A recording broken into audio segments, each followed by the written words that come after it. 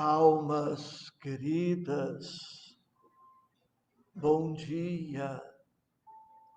São 10 horas da manhã e Jesus, em sua infinita misericórdia, nos enseja esta hora feliz e abençoada. Hoje, Evangelho de Marcos, capítulo 8, versículos 10 a 21, o fermento dos fariseus. Leio para nós. Entrando logo no barco com os seus discípulos, foi para as partes de Dalmanuta. E saíram os fariseus e começaram a disputar com ele, pedindo-lhe para o tentarem um sinal do céu.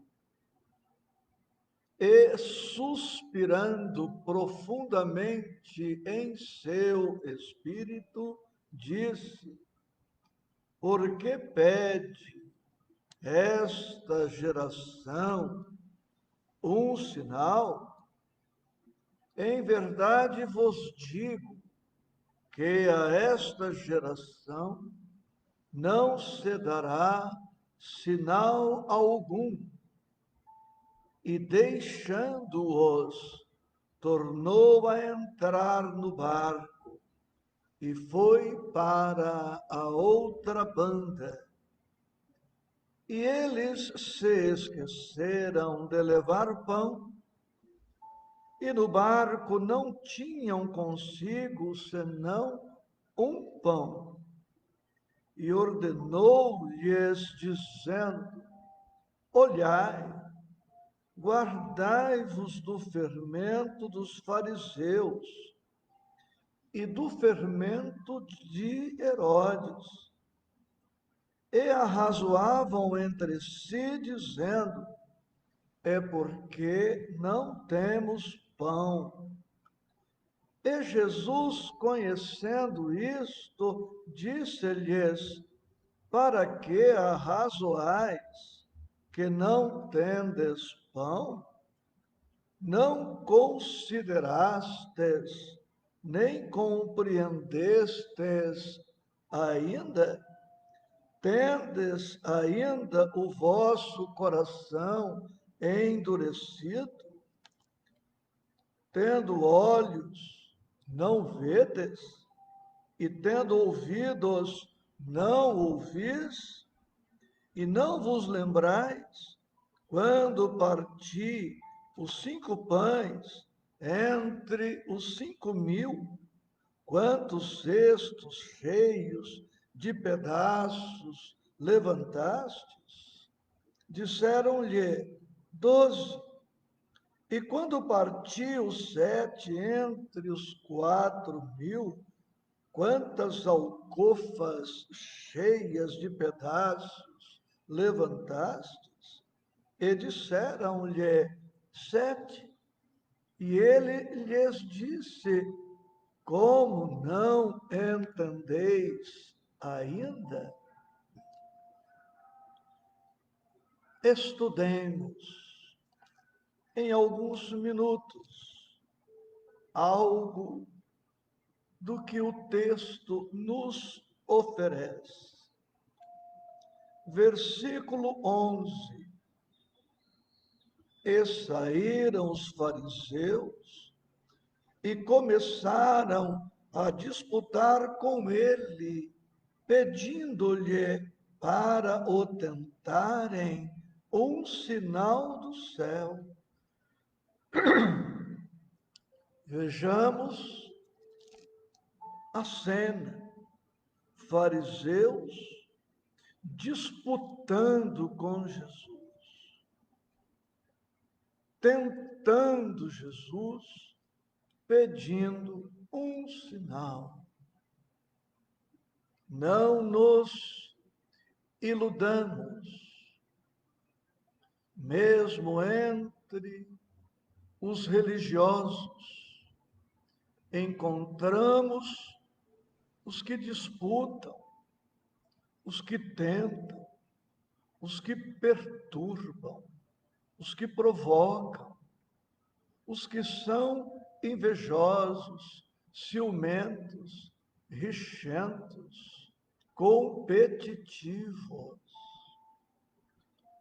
Os maiores adversários de uma causa, por vezes, são encontrados dentro da própria causa, com respeito e carinho, mas também com sinceridade, digo, os maiores adversários do Espiritismo não são os nossos irmãos católicos, protestantes, muçulmanos, umbandistas, não.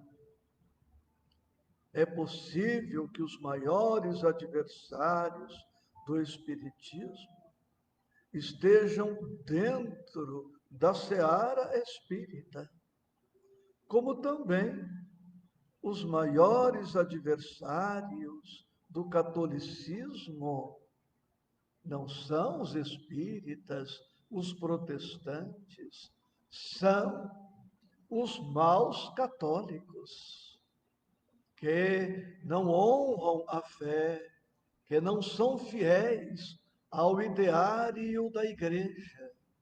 Para citar apenas esta situação, muitas vezes, adversários de uma causa se introduzem nesta causa para terem mais facilidade de perturbação da causa.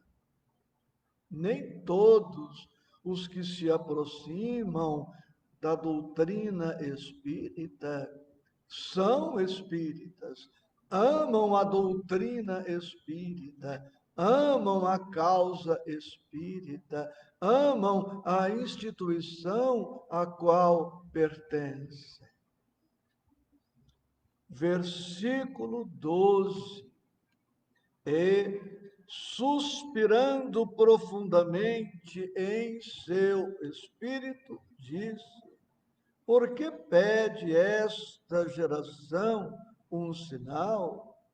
Em verdade vos digo que a esta geração não se dará sinal algum.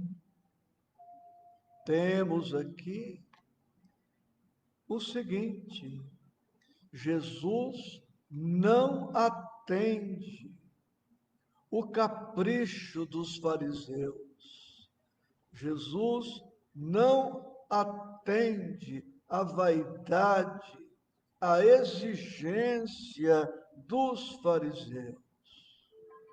O que significa que também Jesus não nos atenderá em nossos pedidos desarrazoados, em nossos pedidos sem fundamento. Jesus sabia das intenções malévolas dos fariseus, manteve a calma, mas não os atendeu. Versículo 15. E ordenou-lhes, dizendo: olhai, guardai-vos do fermento dos fariseus e do fermento de Herodes. Jesus estava recomendando aos seus discípulos prudência, cautela, que eles fossem bons, fossem generosos, amorosos, humildes, mas que não fossem ingênuos, simplórios, ao ponto de, na postura simplória, na ingenuidade, não defenderem a causa do Cristo, a causa do Evangelho. Guardai-vos do fermento dos fariseus. Em outro trecho dos Evangelhos, Jesus recomenda: sede simples como uma pomba e prudente como uma serpente. Como vimos já neste estudo, nem todos os que se aproximam de nós são nossos amigos, embora pareçam amigos. Nem todos os que se aproximam de uma causa amam aquela causa. E precisamos vigiar e orar para que pessoas malévolas não coloquem a perder um projeto. Sugiro a vocês todos que leiam o capítulo 20 de o livro Os Mensageiros, de André Luiz e Chico Xavier. Capítulo 20, por título Defesas contra o Mal. O mal existe, os maus, os perversos, ainda enxameiam a terra. É perigoso não ver o mal, onde o mal existe. E Jesus, no versículo 15, relendo, diz: guardai-vos do fermento dos fariseus. O evangelista Marcos silenciou sobre um ponto que encontramos em Mateus, no capítulo 16, versículos 11 e 12. O evangelista Mateus também comenta esta passagem a respeito do fermento dos fariseus. E o evangelista Mateus registrou algo não registrado pelo evangelista Marcos. E eu me socorro agora do texto do evangelista Mateus para bem explicar para nós o sentido da recomendação, da advertência do Senhor para que nos guardemos do fermento dos fariseus, dos saduceus, de Herodes.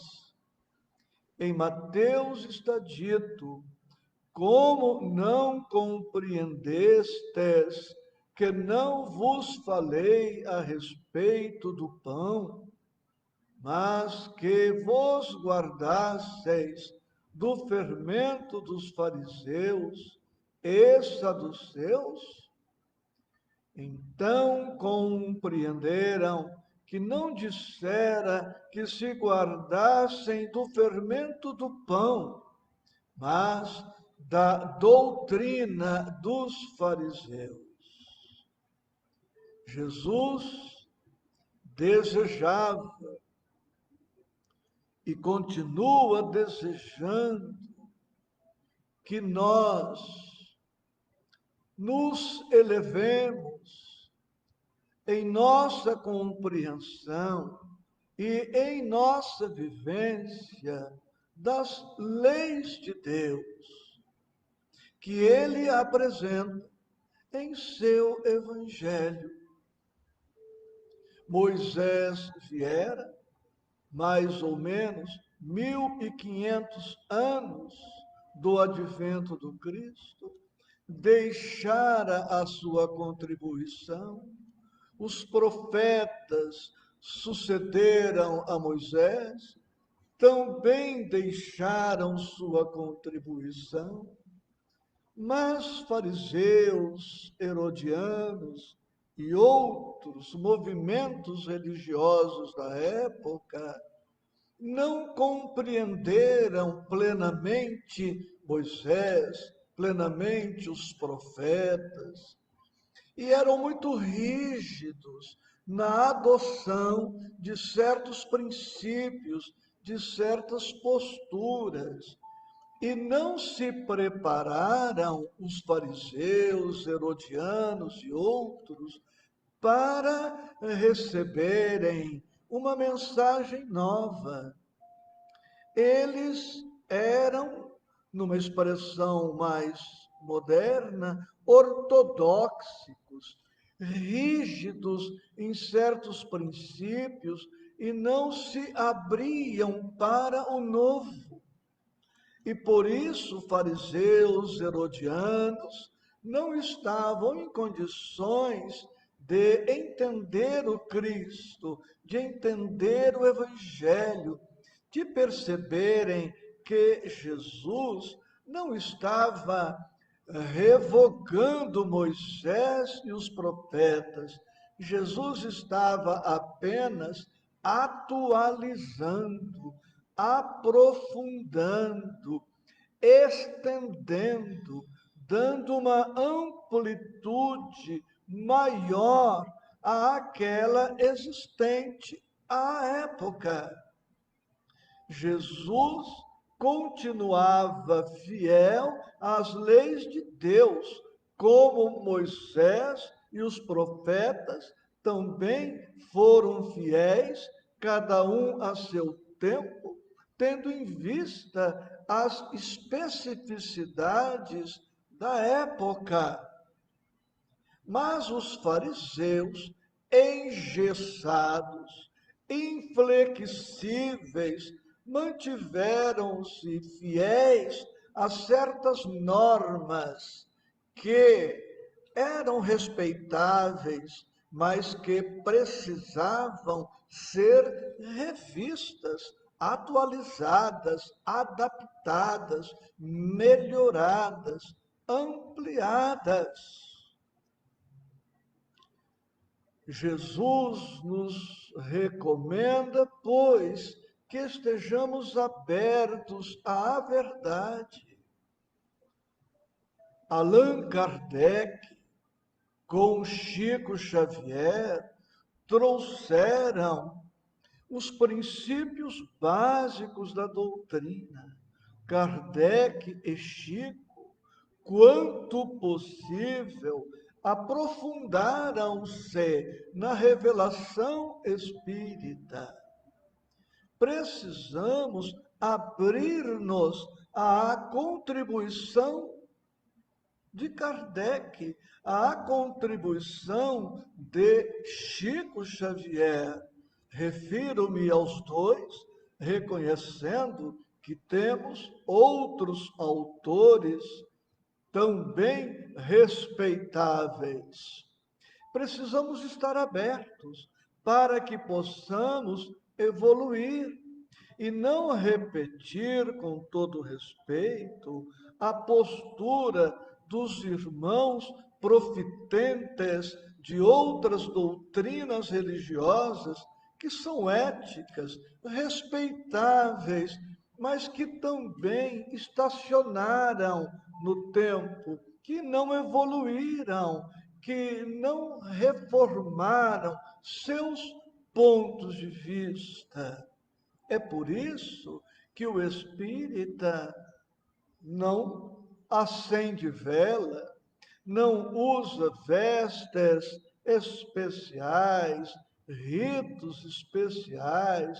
É por isso que o espírita entende que para orar não precisa sempre ajoelhar-se, que a oração feita de joelhos é melhor do que a oração feita sentado, deitado.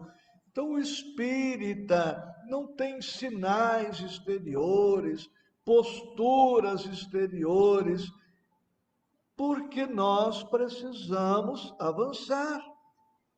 Por um certo período, estas práticas foram sugeridas, mas o espírita não pode manter-se preso ao fermento da teologia clássica, da teologia antiga, que atendeu a humanidade por séculos, por mais de um milênio, mas o fermento dos fariseus não servia mais para aquele tempo novo que Jesus trazia.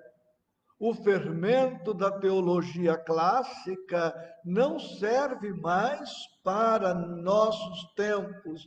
E o Espiritismo chega para romper com estas práticas que não atendem mais às necessidades reais e profundas do espírito imortal.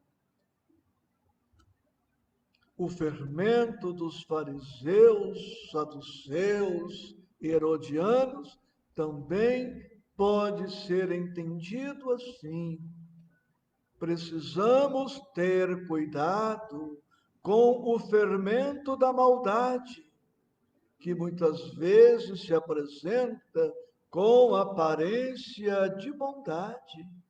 Precisamos ter cuidado com o fermento do vício, que parece virtude. O fermento da mentira, que parece verdade. Precisamos ter cuidado com o fermento do fingimento, da hipocrisia, da difamação, que se espalha e compromete uma pessoa, uma família, um grupo, uma causa, que compromete a humanidade. Nesses nossos tempos, é o problema da fake news, da informação falsa. É um fermento que infelicita milhões de criaturas em todo o mundo. Às vezes, um comentário malsão pode comprometer um grupo, uma família. O pessimismo pode fermentar. O desânimo pode ser um fermento. A tristeza pode ser um fermento. A preguiça pode ser um fermento. Entendamos, pois, a palavra fermento como tudo aquilo que é negativo e que pode vir a nos comprometer. Às vezes, um câncer, ou sempre, um câncer começa em uma célula. Esta célula se torna em 2, 4, 8, 16, 32, 64, 128, 256, 512, 1024, 2048, 4096, e assim segue. Daqui a pouco, nós estaremos com uma metástase, com este câncer espalhado, já fora de controle. Fermento é tudo aquilo que não serve para a nossa vida, para a nossa vida com qualidade, para a nossa alegria, para a nossa paz, para a nossa realização.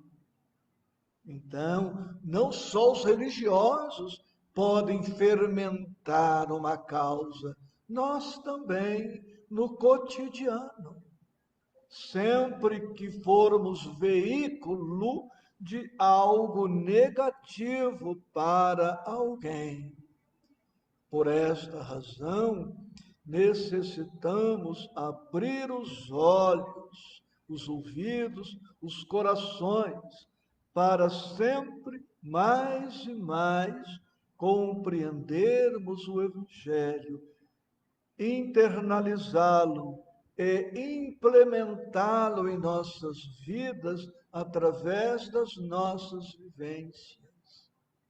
As coisas negativas que ainda trazemos em nós são resultado de antigos fermentos negativos que nós mesmos inoculamos.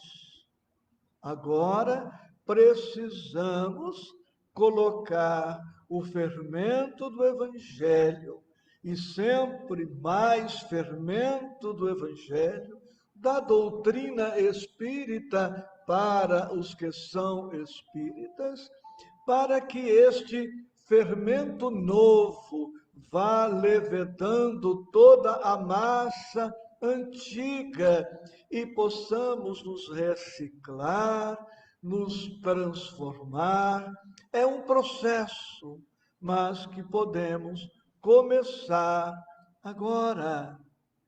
Os espíritas precisamos estar atentos para que orientações e práticas estranhas não comprometam o pão da doutrina espírita. Precisamos ter em mente quais são os verdadeiros princípios da doutrina cristã e empenharmos-nos por segui-los. Precisamos estar atentos aos princípios básicos da doutrina espírita e internalizá-los em nossas vidas, para que possamos manter coerência, firmeza com o ideal espírita que abraçamos.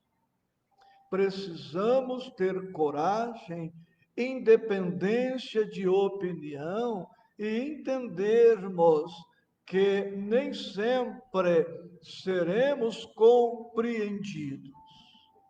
André Luiz, no livro Agenda Cristã, nos diz: não tente conquistar o que nem o próprio Cristo conquistou, que é o de agradar a todos. O que é o Espiritismo? Precisamos ter isto muito claramente e nos empenharmos por nos adaptarmos ao Espiritismo e não aos modismos, não aos achismos das pessoas, não às opiniões das pessoas. Assim também com a mensagem cristã.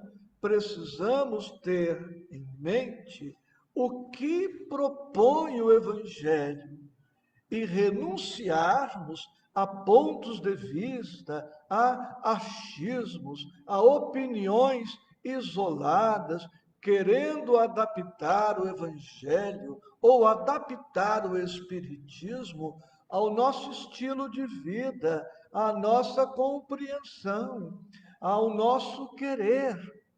Somos nós quem precisamos nos adaptar a Jesus e não Jesus adaptar-se a nós.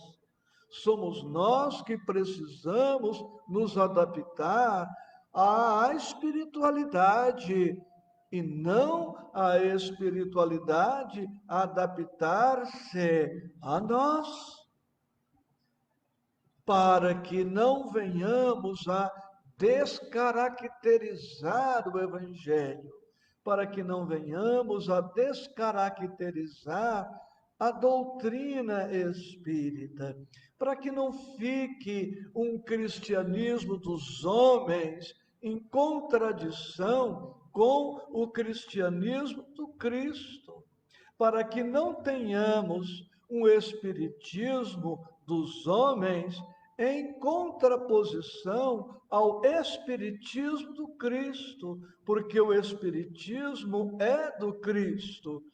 Quem presidiu o advento do Espiritismo na Terra é nosso Senhor Jesus Cristo. Assim também, os nossos irmãos profitentes de outras doutrinas precisam estudar a sua doutrina, conhecer a sua doutrina, para poder absorvê-la e, a pouco e pouco, vivenciá-la.